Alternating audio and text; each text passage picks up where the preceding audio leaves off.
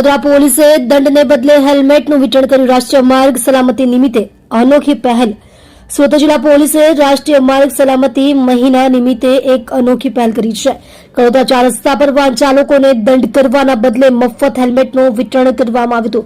આ અભિયાનનો ઉદ્દેશ્ય વાહન ચાલકોમાં માર્ગ સલામતી પ્રત્યે જાગૃતિ લાવવાનો અને જિંદગી અનમોલનો સંદેશ આપવાનો હતો. આ ખાસ માર્ગ સલામતી અભિયાનનું નેતૃત્વ જિલ્લા traffic police inspector Ishwarsinh Sodiya અને કડોદરા પોલીસ ઇન્સ્પેક્ટર ભાવિક શાહે કર્યું હતું. ઝુંબેશ દરમિયાન પોલીસ ટીમે 200 થી વધુ જરૂરિયાતમંદ ટુ વ્હીલર સવારોને હેલ્મેટનું મફત વિતરણ કર્યું હતું. હેલ્મેટ પહેરવા ઉપરાંત ડ્રાઈવરને ગતિ મર્યાદા અને ઝેબ્રા ક્રોસિંગ જેવા ટ્રાફિક નિયમોનું પાલન કરવાની પ્રતિજ્ઞા પણ લેવડાવવામાં આવી હતી. પોલીસ અધિકારીઓએ લોકોને જણાવ્યું હતું કે હેલ્મેટ પહેરવું એ પોલીસના ડરથી કે દંડથી બચવા માટે નહીં, પરંતુ પોતાના અને પરિવારની સલામતી માટે અત્યંત જરૂરી છે. આ ઝુંબેશમાં પોલીસનો એક અલગ મૈત્રીપૂર્ણ પાસું જોવા મળ્યું. અધિકારીઓએ વ્યક્તિગત રીતે વાહન ચાલકોને હેલ્મેટ પહેરાવવાનું શીખવ્યું અને તેમને સલામત રીતે વાહન ચલાવવા માટે પ્રોત્સાહિત કર્યા.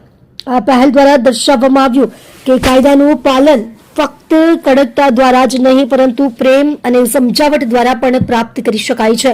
સુરત જિલ્લામાં માર્ગ અકસ્માતોમાં નિર્દોષ વાહન ચાલકોના મોતનું એક મુખ્ય કારણ સુરક્ષા સાધનો વિના વાહન ચલાવવું છે. આ અભિયાન દ્વારા સુરત જિલ્લા પોલીસે આ ગંભીર સમસ્યા પ્રત્યે જાગૃતિ લાવવાનો પ્રયાસ કર્યો છે.